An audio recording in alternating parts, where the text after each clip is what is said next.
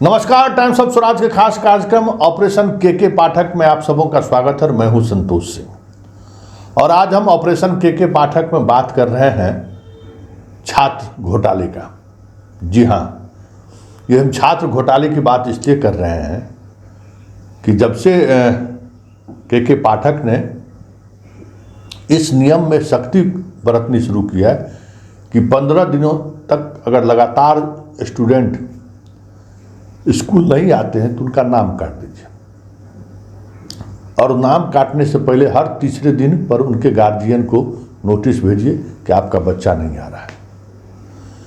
तो जब से ये नियमावली लागू हुआ है, पूरे बिहार की अगर हम बात करें तो अभी तक लगभग 2,90,000 के करीब बच्चों का नाम काटा गया है। उसमें सबसे ज़्यादा जिस वर्ग के बच्चों का नाम कटा है वो क्लास 5 है, और आश्चर्यजनक ढंग से इंटरमीडिएट 12th में मात्र 300 के करीब बच्चों का नाम कटा है। ये एक अलग रहस्य सामने आया है। और सबसे ज़्यादा अगर बात करें कि किन जिलों में सबसे ज़्यादा बच्चों की अनुपस्थिति पाई गई है 15 दिनों से ज़्यादा, तो कटिहार है। सबसे ज़्यादा कटिहार में नामांकन काटा रद्द हुआ है।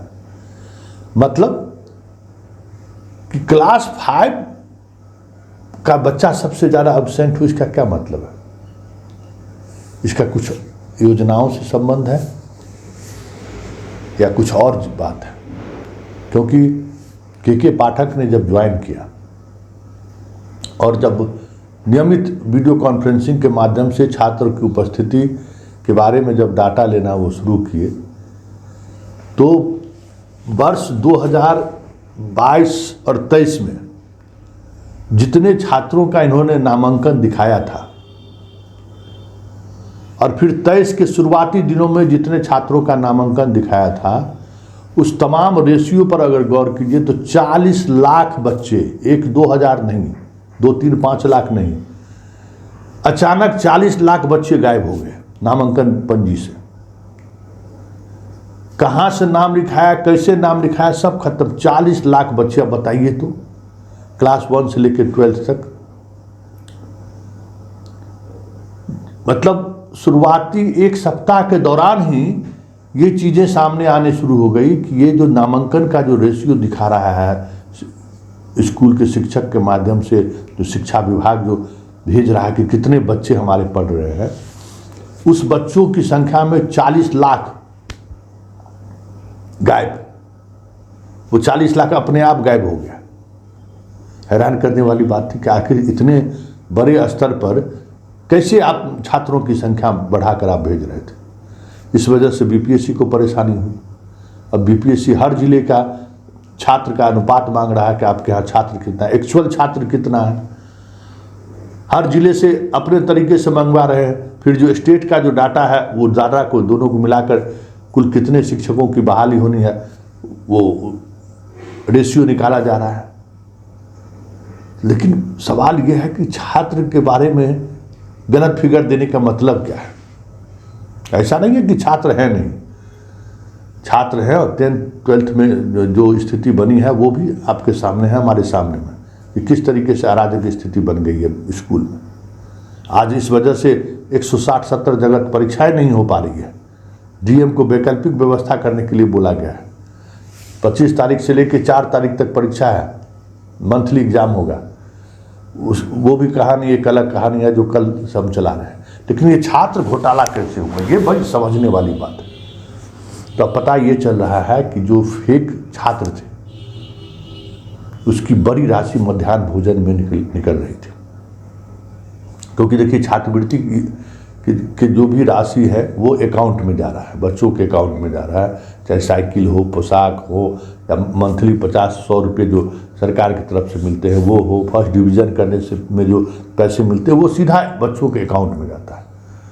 उसमें गार्जियन को लाभ ये मिल रहा था कि बच्चा प्राइवेट स्कूल में पढ़ रहा है, नाम सरकारी स्कूल में लिखा हुआ है, और जो सरकार की योजनाओं का सारा लाभ है वो लाभ उठा रहा है। गांव के जो दबंग लोग हैं उनसे मास्टर कमीशन नहीं लेता था, लेकिन जहाँ गांव का जो कमज़ोर लोग था, जो आवाज़ बुलंद नहीं कर सकता है उससे भी कमीशन लेता था मास्टर साहब। ये सारी बातें अब छन छन कर सामने आ रही है।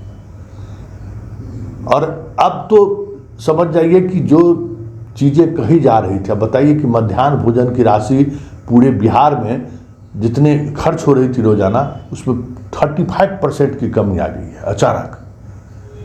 तो देखिए कहाँ कहाँ भ्रष्टाचार का हॉल था। जहाँ शिक्षक अपने स्कूल में छात्रों की संख्या 700 दिखाते थे, आज जबकि उपस्थिति 90% हो रही है स्कूल में, तब भी 700 बच्चे नहीं हैं उनके स्कूल में। 400, 300, 400 पर जाके स्थिर हो जा रहा है।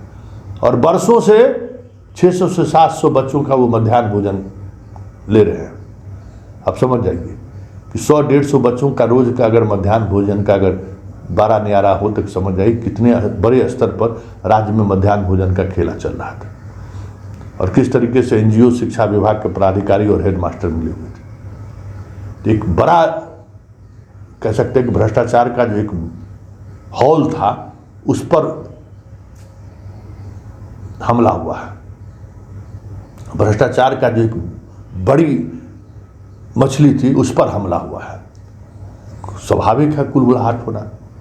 अब जब से 3 दिन पर नोटिस देने की बात आई है और समस्याएं खड़ी हो रही है। तो ये क्योंकि देखिए मध्याह्न भोजन क्लास 5 तक मिलता है। क्लास 5 के ऊपर जैसे मिडिल स्कूल में जाइए मध्याह्न भोजन बंद हो जाता है। बच्चों के लिए ये है। तो ये जो 5 का क्लास का बच्चों का नामांकन सबसे ज़्यादा जो रद्द हुआ है उसकी वजह यही है। और सबसे 40 लाख जो बच्चे गायब हुए हैं, अधिकांश इसी वर्ग के आसपास के बच्चे हैं जिसका कोई नामो निशान नहीं है। क्योंकि ऊपर वाले में तो भाई अकाउंट में पैसा जाएगा। जो खेला हो रहा है सो प्राथमिक विद्यालय में ही हो रहा है जहां मध्याह्न भोजन की व्यवस्था है। वही छात्रों की संख्या लाखों में फर्जी दिखाया गया। अब ये बातें पूरी तौर पर सामने आने लगी है कि भाई एक्चुअल में हमारे यहाँ बच्चे कितने हैं। और 30 से 35% मध्याह्न भोजन की राशि मतलब जो रोज खर्च होता था उसमें कमी आई है। और सिर्फ मध्याह्न भोजन में नहीं, सरकार की और बाकी योजनाओं का जो लाभ ले रहे थे उसमें भी लगभग इतने ही प्रतिशत की कमी आने की उम्मीद की जताई जा रही है। क्योंकि बच्चा है ही नहीं वहाँ, नाम कट रहा है। और शक्ति इतना है कि उसका कोई हिसाब नहीं है। और अब स्थिति ये है कि टोला सेवक जो है और मरकज सेवक, ये दोनों जिनको स्कूल और मदरसा देखना है, बच्चे वहाँ पहुँच रहे हैं कि नहीं, अब उनसे भी रोजाना अब हिसाब लिया जा रहा है। उनको 10 डबल सैलरी सरकार ने कर दी है एक पाठक की योजनाओं को 100% लागू करने के लिए कि भाई किसी भी स्थिति पर हमको छात्र की संख्या बढ़ाइए और छात्र एक्चुअल छात्र आपके यहाँ कितना है इसकी जानकारी आप दीजिए। तो कई सोर्स से वेरीफाई हो रहा है, टोला सेवक के माध्यम से भी वेरीफाई हो रहा है कि आपके यहाँ कितने बच्चे हैं जो स्कूल में पढ़ते हैं और उस इलाके में स्कूल कितना है, उसमें कितने बच्चे जा रहे हैं। पंचायत में एक टोला सेवक है, पंचायत में हो सकता है 2-3 प्राथमिक विद्यालय हो, तो उनके यहाँ कितने बच्चे हैं टोला सेवक के माध्यम से अब डाटा मांगा जा रहा है। टोला सेवक अब डायरेक्ट शिक्षा विभाग को रिपोर्ट कर रहा है, वो स्कूल में शिक्षक आ रहे हैं कि नहीं आ रहे हैं, समय पर आ रहे हैं कि नहीं आ रही, उसकी जानकारी भी अब सरकार को वो दे रहे हैं। मतलब अब पहला निरीक्षण टीम का सदस्य टोला सेवक हो गया है, मरकज सेवक हो गया है। उनको वो अधिकार दे दिया गया है कि सीधा आप पाठक के कंट्रोल रूम को आप सूचना दीजिए कि कितने लोग आए। तब ऐसा मैकेनिज्म पाठक ने बना दिया है कि एक नहीं 2-2, 3-3 लेयर पर छात्रों को लेकर जो सूची जारी होती है वो सूची कंफर्म हो जाता है। पहला लेयर टोला सेवक है कि आप पोषक क्षेत्र में जितने आपके पंचायत में जितने स्कूल हैं, बच्चे कितने हैं पढ़ने वाले, उनके पास आपके पास लिस्ट होना चाहिए, वो है। आज कितने बच्चे स्कूल गए हैं वो लिस्ट आप दीजिए। उसके बाद हेडमास्टर साहब लिस्ट देते हैं। उसके बाद जिला प्रखंड का जो है सो वो शिक्षा पदाधिकारी हैं, डीपीओ, वो लिस्ट देते हैं। मतलब 3-3 लेयर है, क्योंकि हर दिन एक अधिकारी को 5 स्कूल का निरीक्षण करना है।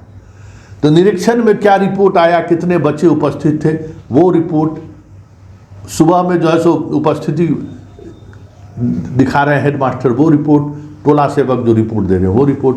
तो मतलब 3 लेयर में बच्चों की उपस्थिति की जांच हो रही है।